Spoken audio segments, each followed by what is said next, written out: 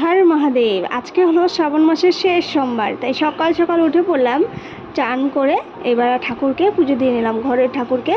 তো বেশি করে আজকে ফুল দিয়েছি, কারণ আজকে কিনা ফুল, সেই জন্য একটু বেশি করে দিয়েছি। অন্যদিন তো ফুল পাওয়াই যায় না, টুকিয়ে যেটুকুই ফুল পাওয়া যায় সেটুকুই দিয়ে পুজো দিই। আজকে ভাবলাম না, কিনেই পুজো দেবো।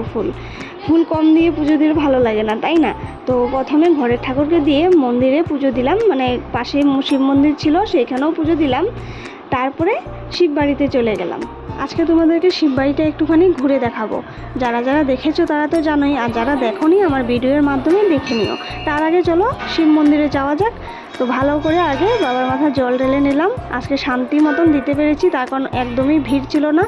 আমার আগের ভিডিওতে দেখতেই পাচ্ছিলে যে তোমরা অনেকটা ভিড় ছিল, মানে অনেক মানুষ ছিল। আজকের ভিডিও সেরকম কিন্তু না, তাই জন্য আর কি শান্তি মতন পুজো দিতে পারলাম। ভালো করে পুজো টুজো দিয়ে চলে গেলাম হনুমান মন্দিরে। সেইখানেও বাবাকে ভালো করে প্রণাম করলাম, তারপরেই চলে গেলাম দুর্গা মন্দিরে। যারা যারা দুর্গা মন্দির দেখেছো, শিববাড়ি এসেছো, তারা তো জানোই। তো আমরা চলে গেলাম উপরে গিয়ে সেইখানে দেখতে পাচ্ছ এখানে পাট করা আছে, মানে রুম বানানো আছে। একদিকে আছে শিব মন্দির, একদিকে দুর্গা মন্দির, একদিকে কালী মন্দির। আর অনেক ঠাকুর ছিল, গোপাল ছিল, শ্রীকৃষ্ণ ছিল, রাধাকৃষ্ণ ছিল, অনেক ঠাকুর ছিল।